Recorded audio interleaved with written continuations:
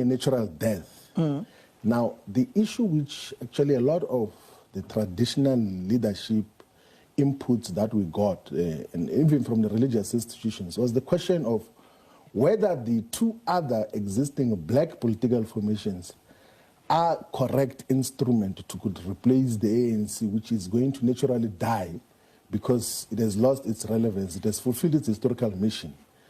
And a correct response, which I can corroborate with practical knowledge of, and intimate knowledge of what happens in both of the two other black organizations, they are not the alternatives. The EFF is not an alternative to the crisis of South Africa. If anything, it will deepen the crisis of South Africa. Why? Because it's directionless, one, but two, it has adopted habits and mannerisms of the African National Congress. I think we've made this observation publicly that if you check the conduct of its deployees in government, it's not dissimilar from what the ANC deployees do.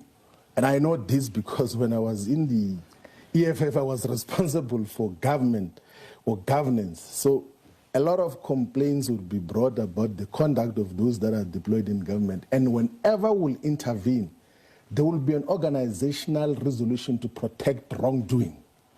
So that is part of the reasons why we have to disassociate from such a movement that develops and adapts mannerisms of an organization. But you held the second most powerful position in that party. So this is what happens. Are you therefore saying that you were powerless to correct the wrongs that you are observing? So this is what happens with my organizational character. Everyone else that we have led with before is that I will never impose my individual views and perspectives on the collective. In many instances, even when you know that this is not consistent with your personal beliefs and values, I've always subjected and I will always subject myself to the collective view.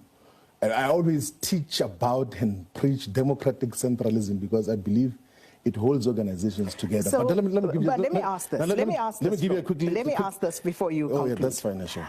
How soon into the existence of the said party did you notice that behavior? So the participation in government, and I purposefully... PMD offers comprehensive car insurance that you can trust from as little as $620. Purposefully pushed that the party should participate in government because I wanted to check the conduct of some of the individuals.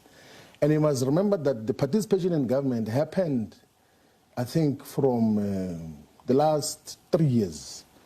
Before that, it was just an opposition party. But direct participation in the government happened in the participation in the city of Johannesburg after the reconstituting of the municipality and Ekurhuleni, Nelson Mandela Bay, city of Tshwane, and Tshwane and all of those other areas. And some of the conducts and habits of some people, it's what they were accused of when they were very young elsewhere in terms of how they related with government, their mannerisms, the directives that they would give to those that are deployed in government. And ourselves, as a far much more organized formation and guidance to those who are deployed in government, would have weekly meetings, Sakina, and say, how many jobs have we created this week? What programs are you going to do to impact on the people this week? And then get account on that. But that got to be abolished, and a different mandate of self-enrichment was imposed on those that are deployed in government. That is when some of us began to pull back and say that this is not what we founded. This is what we could never associate with such a type of politics in terms of what got to happen.